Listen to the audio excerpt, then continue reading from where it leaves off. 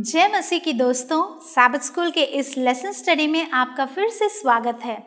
इस सप्ताह हम पाठ 12 पढ़ते आ रहे हैं और आज हम मंगलवार का ये जो भाग है इसका अध्ययन करेंगे, जिसका शीर्षक है काम जो बेहतर ढंग से हुआ। काम जो बेहतर ढंग से हुआ, जो कि योना के 3 चैप्टर के पहले 10 वचनों पर आधारित है।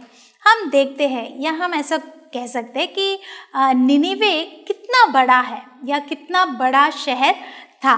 तो हम देखते हैं कि निनिवे की तुलना इस्राएल के किसी भी शहर से जब हम करते हैं तो हम देखेंगे कि जो निनिवे शहर है वो सबकी तुलना में बहुत ही बड़ा शहर है। और बाइबल कहती है कि निनिवे, जो हम योना के 3 चैप्टर 3 वर्स में देखते हैं कि निनिवे एक बहुत बड़ा नगर था। वह 3 दिन की यात्रा का था, यानी लोगों को 3 दिन की यात्रा करनी पड़ती थी उस जगह पर जाने के लिए। तो हम यहाँ पर देखते हैं कि योना निनिवे में प्रचार करता है ना, क्योंकि उसने पहले ही निर्णय लिया था कि अब वह जाकर निनिवे में जाकर प्रचार करेगा, प्रभु का संदेश उन्हें चेतावनी जाकर देगा। तो यह जाकर प्रचार करता है और हम देखते हैं कि इस दुष्ट शहर से लोग किस तरह का जवाब उनसे आ सकता है। तो हमने पहले देखा था कि शायद क्योंकि वह बहुत दुष्ट थे तो शायद वह योना को मार भी सकते थे, है ना।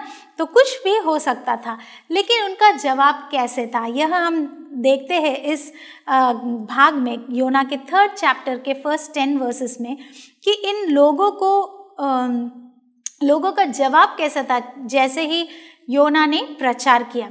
तो हम देखते हैं बाइबल की सच्चाई को दूसरे लोगों के साथ साझा करने के बारे में हम इस कहानी से क्या सीख सकते हैं। तो जिस तरह योना ने प्रभु के जो संदेश को लोगों को बताया, तो उसके बाद किस तरह से जो रिएक्शन या किस तरह का एक चेंज, एक परिवर्तन उस जगह पर निनिवे में हुआ, तो हम देखते हैं। तो उसी तरह आज जब हम प्रभु के वचन का साझा दूसरे लोगों से करते हैं तो किस तरह से हमें रिएक्शंस आ सकते हैं, है ना।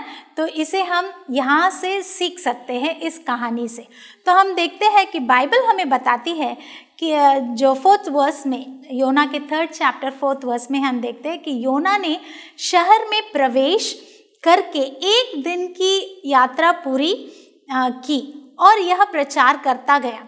अब से 40 दिन के बीतने पर निनिवे उलट दिया जाएगा। तो उसके प्रचार में उसने क्या कहा कि ठीक 40 दिन बाद, इस प्रचार के 40 दिन बाद यह शहर कैसा हो जाएगा, यह उलट जाएगा या इसे परमेश्वर नष्ट करने वाले हैं, इसे डिस्ट्रॉय करने वाले हैं। तो उसका जो संदेश था वह सशक्त है, वह बहुत ही सशक्त था और योना सही बात पर पहुंच जाता है। वह कोई भी शब्द बर्बाद नहीं करता, यानी हम देखते हैं कि उसका मैसेज एकदम क्लियर कट था और उसमें कोई शब्द ऐसा नहीं था जो बर्बाद करने वाला था। कोई भी अनवांटेड वर्ड्स उसने यूज़ ही नहीं किया। ठीक तरह के वर्ड्स को उसने, शब्दों को प्रयोग किया, उसका इस्तेमाल किया और वह प्रचार करता है कि जल्द ही योना देखता है कि लोग उसके संदेश को स्वीकार करते हैं, है ना। दुष्ट लोग, वो भी दुष्ट लोग योना के प्रचार को सीख लेते हैं या स्वीकार करते हैं।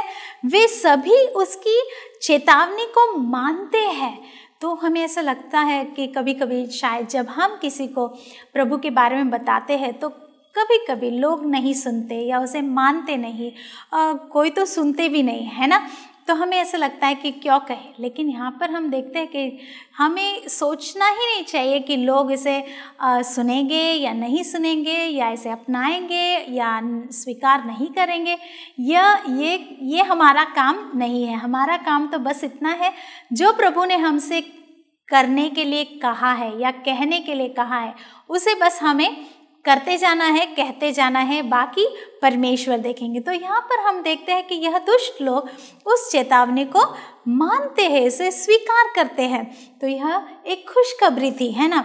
जल्द ही शहर का राजा एक घोषणा करता है और वह निकट के पूर्व यानी नियर ईस्ट में राजाओं ने बाइबल के समय में यह घोषणा की कि वे और उनके लोग अपने हृदय बदल चुके हैं। तो वह एक घोषणा ऐसी करते हैं और राजा सभी को आदेश देता है। तो एक आदेश देता है, क्या है वो आदेश?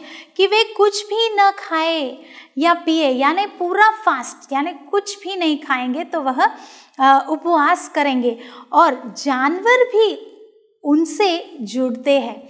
तो उस योजना में जानवरों का भी हिस्सा था। जानवर ने भी उपवास किया, फास्ट किया, कुछ नहीं खाया। और हम देखते हैं कि लोग दिखाते हैं कि उन्हें अपने पापों के लिए, उनके अपने पापों के लिए बहुत उन्हें खेद था। तो उन्हें बहुत गिल्टी फील होता है कि उन्होंने इतने सालों से इतनी बुरी काम उन्होंने किया है। तो वह कन्फेस करते हैं या अपने आप को समझते हैं कि वह कितने बुरे हैं। तो हम देखते हैं कि राजा अपने सिंहासन से, जहाँ का उस जगह का, निनिवे का जो राजा था, वह भी अपने सिंहासन से नीचे उतरता है और मैले स्थान पर बैठता है। कहाँ पर? एक राजा जो सिंहासन पर बैठता है वह नीचे उतरता है, मैले स्थान पर वह बैठता है। और यह कार्यवाही एक महत्वपूर्ण शब्द चित्र है, यानी एक इमेजरी है, यानी जहाँ पर हम कुछ और सीखते हैं। तो जैसे ही राजा उस मैले स्थान पर बैठता है, उसका मतलब क्या हुआ? वो अपने ऊंचाई से, यानी उसके बड़े पोजीशन से नीचे उतरता है। अपने आप को वह बहुत ही हम्बल दिखाता है, अपने आप को बहुत ही कम वह सोचने लगता है। तो यह एक शब्द चित्र है। जब राजा महल स्थान पर बैठता है तो वह दिखाता है कि उसका हृदय सभी घमंड से खाली हो गया। तो वह दिखाना चाहता है कि मेरे पास अभी क्या नहीं है, कोई घमंड, कोई ऐसा बड़ा स्थान, ऐसा कुछ भी नहीं, ऐसा कुछ नहीं है, ऐसा राजा वहाँ दर्शाता है। तो हम देखते हैं कि राजा के भाषण से पता चलता है कि वह पाप के लिए क्षमा प्राप्त करने और दूर होने के बारे में बाइबल की सच्चाई को पूरी तरह से वह समझता है। और जब योना उपदेश देता है, पवित्र आत्मा निनिवे के लोगों से या लोगों के हृदयों में परिश्रम पूर्वक काम करने लगता है। तो यह योना का काम नहीं था कि उसने प्रचार किया और लोग बदल गए, जी नहीं। हाँ, योना एक टूल था, एक इंस्ट्रूमेंट था जहाँ पर उसने प्रचार किया, लेकिन लोगों का जो उनके हृदय में जो परिवर्तन था, जो बदलाव था, वह बस परमेश्वर या होली स्पिरिट ही है जो उनके हृदयों में जो पवित्र आत्मा का जो काम था उसने उन्हें बदलाव लाने में मदद की। तो हम देखते हैं कि निनेवे वासी परमेश्वर के कोमल प्रेम के बारे में समस्त कहानियों को नहीं जानते हैं कि उसने अतीत में इज़राइल का नेतृत्व कैसे किया। तो निनेवे के लोग जो थे उन्हें बिल्कुल भी पता नहीं था कि परमेश्वर इज़राइलियों के साथ उन्होंने कैसा व्यवहार किया, कैसे उन्हें चलाया, इन्हें कुछ भी नहीं पता था। लेकिन निनेवे के लोग परमेश्वर का जवाब इस तरह से देते हैं जिससे पता चलता है कि वे उसके संदेश को स्वीकार करते हैं। तो उनके जो बिहेवियर में, उनके चेंज में पता चलता है कि उन्होंने परमेश्वर को पूरी तरह से एक्सेप्ट किया है, स्वीकार किया है और उस पर पूरा भरोसा करते हैं। जो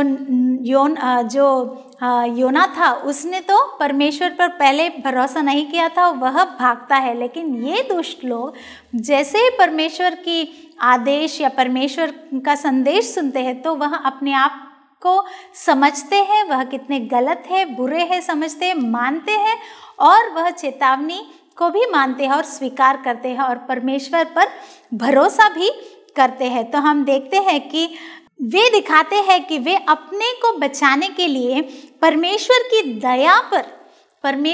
दया पर निर्भर है, न कि उनके अच्छे व्यवहार में।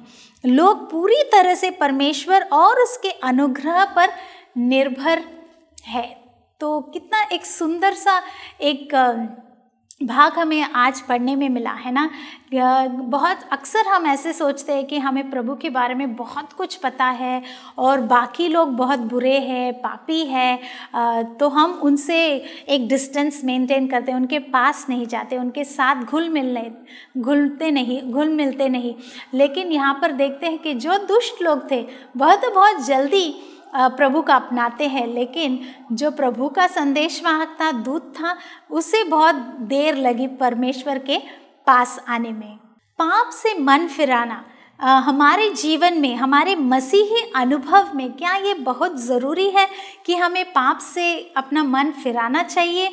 और वास्तव में पाप से मन फिराने का क्या मतलब है? हमारे साथ बने रहिएगा। प्रभु आपको आशीष दे।